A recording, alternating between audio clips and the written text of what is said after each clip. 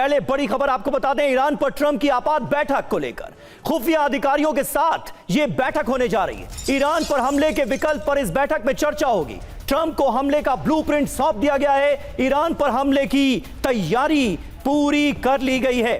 तो ये बड़ी जानकारी सामने आ रही है। ये एक इंपॉर्टेंट मीटिंग जिसमें कोई बड़ा फैसला आने वाले वक्त में मुमकिन है। वैसे भी ईरान को लेकर जो अमेरिका के इरादे हैं वो बिल्कुल जाहिर होते हुए नजर आ रहे हैं। और ऐसे में द वॉल स्ट्रीट जर्नल की ये रिपोर्ट हमारे सामने है। तो ट्रंप का आखिरी प्रण, ईरान का वक्त खत्म। जी हां, बड़ी खबर यह है कि ट्रंप ईरान पर 6 घंटे बाद लेने जा रहे हैं बड़ा फैसला। 6 घंटे बाद ईरान पर हमले हो सकते हैं। ट्रंप ने बंद कमरे में सीक्रेट मीटिंग की है। ईरान पर हमले के विकल्पों पर चर्चा की गई है। हमले के लिए देखिए कौन कौन से विकल्प हैं आपको बता दें। अहम ठिकानों पर हवाई हमले हो सकते हैं, बैंकों पर साइबर अटैक हो सकता है, कड़े प्रतिबंध लगाए जा सकते हैं। ईरान में टारगेट पर क्या क्या है ये देखिए। IRGC के ठिकाने, परमाणु ठिकाने, मिसाइल और ड्रोन बेस सीधे तौर पर निशाने पर नजर आ रहे हैं। मनीष, क्या जानकारी मिल रही है? ट्रंप आखिरी प्रण ले चुके हैं। ईरान को लेकर जो उनके इरादे हैं वो बार बार जाहिर किए जा रहे हैं। बड़े पैमाने पर तैनाती की जा रही है। टारगेट पर IRGC के ठिकाने और परमाणु ठिकाने भी हैं। इरादे क्या नजर आ रहे हैं इस बार? और क्या अब बहुत कम वक्त बाकी है जब ईरान पर हमले होते हुए हम देखेंगे अमेरिका की तरफ से?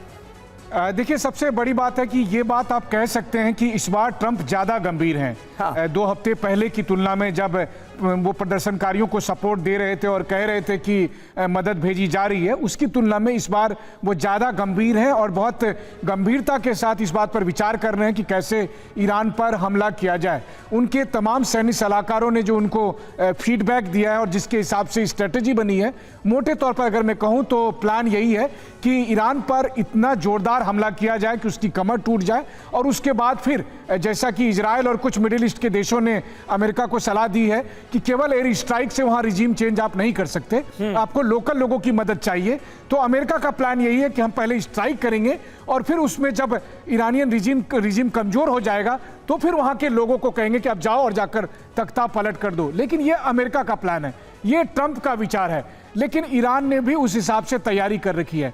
ईरान के पक्ष में भी कई सारी बातें हैं और सबसे बड़ी बात है कि ईरान का अपना अनुभव जो उन्होंने इराक में सद्दाम हुसैन के साथ होते देखा, लीबिया में गद्दाफी के साथ होते देखा, या अफगानिस्तान में तालिबान की जंग से उन्होंने सीखा, और सबसे ताजा अनुभव जब उन्होंने 12 दिन की जंग अमेरिका और इजराइल के खिलाफ लड़ी तो उन्होंने साफ तौर पर कहा कि हम भी तैयार हैं।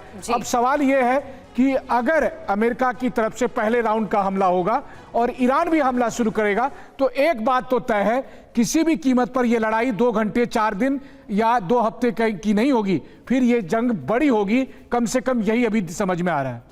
बिल्कुल, और तैयारी तो इसी को लेकर कर भी ली गई है। मनीष, लौटेंगे आपके पास। एक और बड़ी खबर है, ईरान पर हमले की आशंका तेज हो गई है क्योंकि अमेरिकी डेल्टा फोर्स की मूवमेंट देखने को मिल रही है। अजरबैजान की तरफ रवाना हुई है फोर्स। अजरबैजान के रास्ते हमले संभव बताए जा रहे हैं। ऑपरेशन मादुरो में भी ये फोर्स शामिल थी और एक बार फिर से इस फोर्स की मूवमेंट देखने को मिल रही है, जिसके साथ ही आशंका बढ़ गई है हमले की।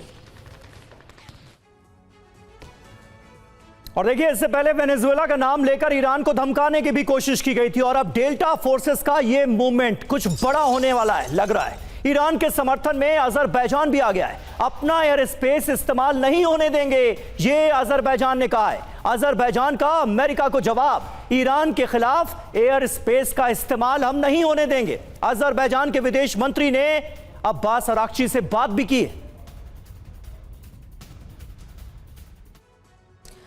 लेकिन डोनाल्ड ट्रंप का ऑपरेशन डेल्टा है क्या, और ये शुरुआत इसकी कैसी हुई है, और आने वाले समय में क्या परिणाम देखने को मिलेंगे? ईरान के खिलाफ डेल्टा फोर्स का एक्शन जारी है।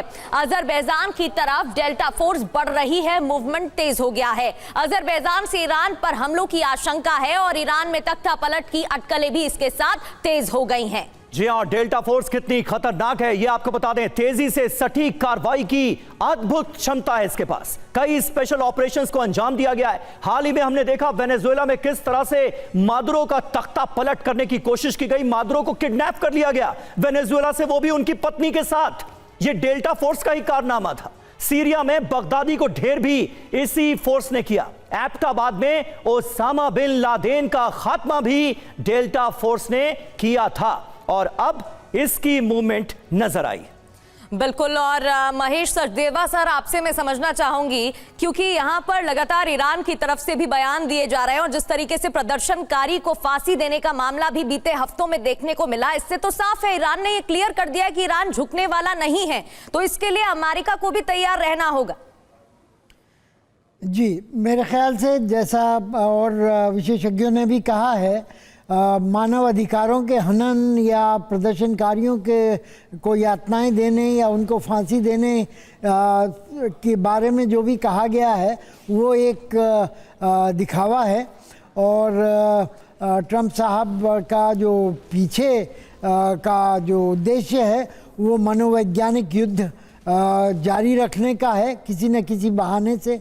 और इस ओर जो भी वो कर रहे हैं उसको दूसरे तौर पे देखा जाना चाहिए कि कैसे वो ईरान के और ईरान के सत्ता में जो लोग हैं और ईरान के लोगों के बीच की दूरी को बढ़ाएं ताकि विवाद फिर से उभारा जा सके और ये जो प्रदर्शन हुए हैं या आंदोलन हुए हैं उनको दोबारा से करने की कोशिश की जा सके।